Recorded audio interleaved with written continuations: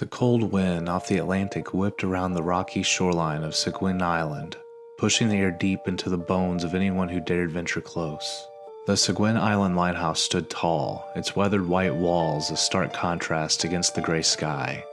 For years, the island had been shrouded in stories of the ghostly figure of a lighthouse keeper, still tending to his post long after his death, and the eerie light that appeared to flicker from the tower on stormy nights. Julie had heard the stories, but never put any much stock into ghostly legends. She had come to Seguin Island to explore, to experience the lighthouse for herself. She stepped onto the island. The air seemed unnaturally still, the unusual bustle of seabirds and crashing waves oddly absent.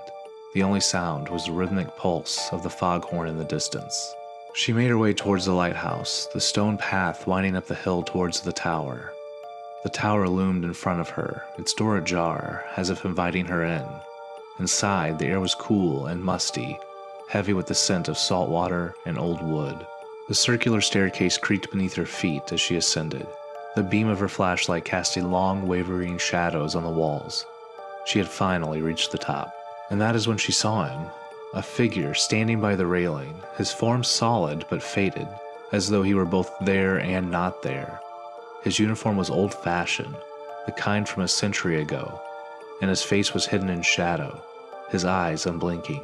Julie froze, her heart hammering in her chest. The figure didn't move, didn't acknowledge her presence, but there was a palpable sense of sorrow in the air.